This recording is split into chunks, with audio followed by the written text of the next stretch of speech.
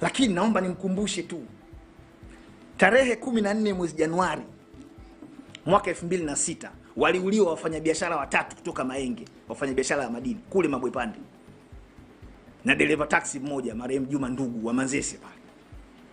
Kelele zilipokuwa nyingi, Rais Kikwete akatumia mamlaka yake haya ambayo Rais Samia akayatumia, akaunda commission for inquiry iliongozwa na jaji wa mahakama ya rufani marehemu Jaji Kipenka Musa, na katibu wa tume ile alikuwa jaji sasa hivi wa mahakama ya rufani anaitwa Jaji Elieza Feleshi. Tume ile ya uchunguzi ile iliyoundwa na jaji na Mheshimiwa Rais Kikwete ilikuja na majina. Kwa hiyo leo tunapoambiwa kwamba ripoti ya tume ya Jaji Chande haiwezi kutaja majina ya watu ambao wamehusika kwenye jinai, eti ni uzoefu wa nchi za Jumuiya ya Madola, huo ni uongo mchana kweupe kabisa.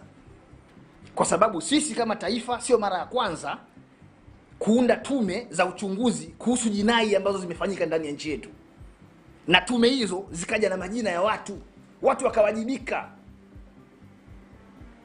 Tume ya Jaji Kipenka ikaja na ripoti kwamba polisi wa mkoa wa Dar es Salaam wakiongozwa na aliyekuwa kaimu kamanda wa polisi wa mkoa wa Dar es Salaam wakati ule, Abdalla Zombe, kamishna msaidizi wa polisi, walihusika kuwaua watu wasiokuwa na hatia. Na mapendekezo ya tume ni kwamba wale watakiwa wachukuliwe hatua za kisheria kwa kufikishwa mahakamani, na walifikishwa mahakamani. Leo tuna watu 500 wamekufa. Watu 500 wamekufa. Na tume inasema kwenye hotuba yake Jaji Chande inaweza idadi ikawa zaidi ya hiyo. Jaji Chande anasema hivi, idadi inaweza ikawa zaidi ya hiyo. Huoni mtu yote akitajwa hapa. Lakini mbaya zaidi, Jaji Chande anasema maiti 219 kati ya watu 518 waliokufa zilifanyiwa uchunguzi chini ya sheria ya uchunguzi wa vifo vyenye mashaka. Hiyo sheria inaitwa The Inquest Act. Ni sura ya 24 ya sheria za Tanzania. Anasema Jaji Chande kwamba tume ikamuamuru pathologist, yani daktari bingwa wa uchunguzi wa maiti, akachunguze zile maiti zimekufa kwa sababu gani. With all due respect, kwa heshima zote kwa tume na wajumbe wake, tume haikuwa na mamlaka kisheria kumwambia yule pathologist achunguze maiti za watu waliokufa katika mazingira kutatanisha.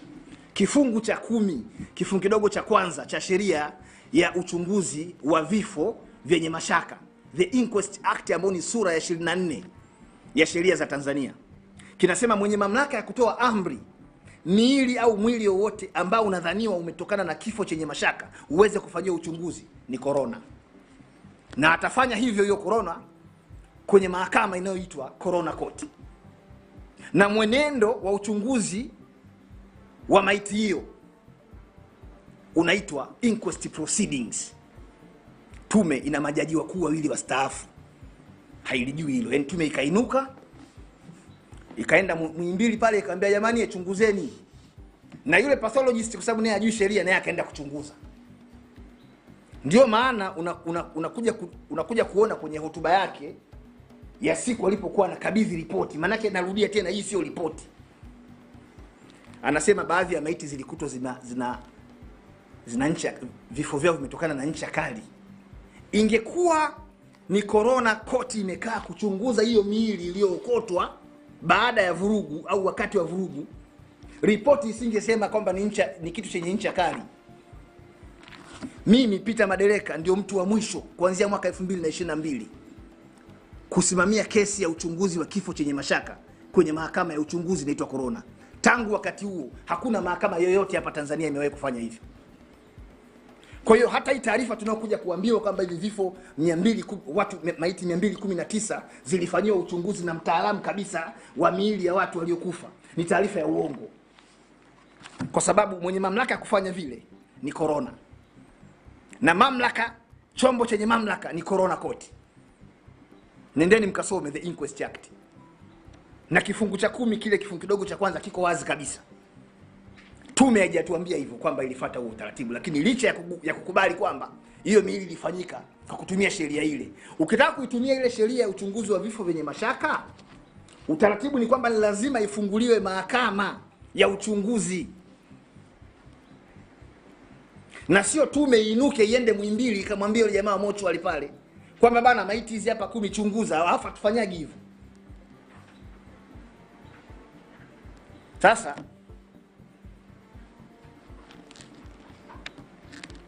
hilo nitaka niliweke wazi kwamba huo utaratibu uliotumika ndio ukazaa hii taarifa. Huo utaratibu wa kufuata sheria, na ilitegemewa kwa kuwa tume iliundwa kwa mujibu wa sheria, yote ambayo yangefanywa na tume yalitakiwa yatokane na sheria.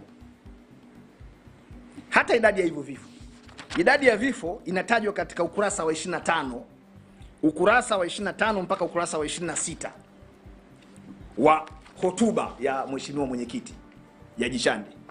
Anasema hivi, na naomba ninukuu: tathmini ya tume ni kuwa jumla ya vifo vilivyotokana na ghasia za uchaguzi mkuu ni 518, ambapo wanaume ni 490 sawa na 94.6 na wanawake ni 28 sawa na 5.4. Vingi kati ya vifo hivyo vilikuwa sio vya kawaida, unnatural. Mkoa wa Dar es Salaam ulikuwa na vifo vingi zaidi, ukiwa na vifo, na naomba watu wenye calculator hapa, watu wenye mashine ya kujumlisha wajumlishe hizi takwimu sasa. Mkoa wa Dar es Salaam ulikuwa na vifo vingi zaidi, ukiwa na vifo 182, jumlisha hapo 182, ikifuatiwa na mkoa wa Mwanza vifo 90, Mbeya vifo 80 na mkoa wa Arusha vifo 53. Ukijumlisha hizi namba hiji 518. Kwa hiyo hata hii namba yenyewe ni ya uongo. Namba ni ya uongo. Yaani 182 jumlisha 90 jumlisha 80 jumlisha 53. Jibu haliwezi kuwa 518.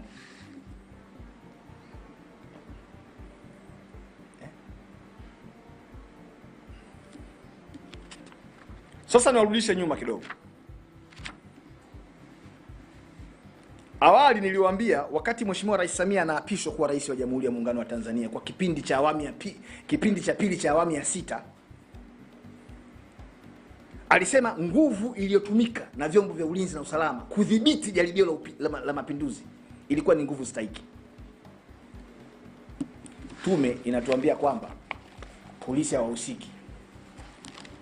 Yaani una nchi ambao kuna jaribio la mapinduzi linataka kufanyika, jaribio linadhibitiwa, mapinduzi yanashindwa, afu unaambiwa vyombo vya dola hata havihusiki. Sasa aliyedhibiti yale mapinduzi ni nani? Yaani hii haitaji hata kuwa na degree, kwa sababu tume ilipokuwa inatoa hiyo hotuba ilikuwa inajua kabisa inatoa hiyo hotuba na inasikilizwa na watu wenye akili timamu, sio vichaa. Hiyo hotuba kwamba vurugu zimetokea na hatuwezi kuziacha vurugu ziendelee kwa sababu zimepangwa kufanywa hizo vurugu na wahuni kama wenyewe wanavodai, wahuni tu fulani hivi. Vurugu zinadhibitiwa. Wanaoweza kudhibiti vurugu ni majeshi yetu sisi. Na watu waliokuwa wanafanya hizo vurugu hawezi wakawa walikuja mikono mitupu. Tuamini hivyo, maana tumeambiwa walikuja na mawe na marungu na mikuki na mishale na silaha za moto. Hawa walidhibitiwa na nguvu ilikuwa ni stahiki, na mwisho wa siku vikatokea vifo. Unawezaje ukasema jeshi la polisi au vyombo vingine vya dola katika eneo hili tu kwamba havihusiki, licha ya kwamba nguvu iliyotumika ni kubwa au ni ndogo? Hilo ni jambo lingine, lakini unawezaje kuviondoa kabisa wakati rais anavipa sifa na sisi wananchi tunatakiwa tutoe kongole, kwa sababu vinginevyo tungekuwa tunaongea mambo mengine.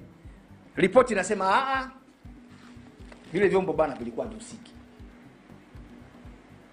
Unaona? Kwa hiyo kuna wakati ukianza kufuatilia mambo yaliyotokea kuanzia tarehe 29 Oktoba 2025 mpaka leo, usipochanganyikiwa utakuwa na neema ya Mungu. Yaani ukiwa unafuatilia haya mambo, kwa sababu kila siku kuna taarifa mpya.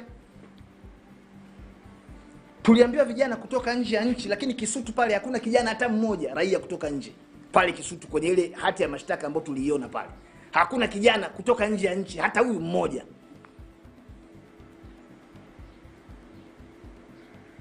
Na mimi siwezi kuamini taarifa za kuokoteza. Mimi naamini taarifa rasmi zinazotolewa na mamlaka sahihi ya serikali ambaye ni Mheshimiwa Rais.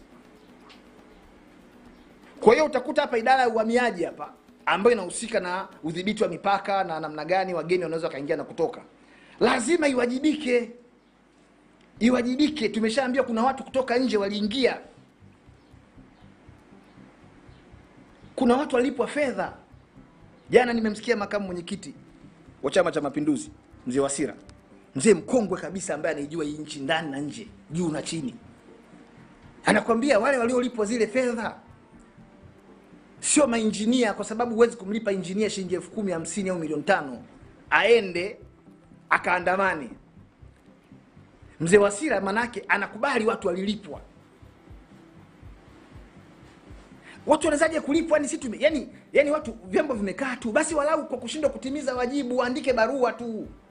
Unajua inawezekana watu ambao wataki kujiuzulu wataka wambebeshe lawama rais.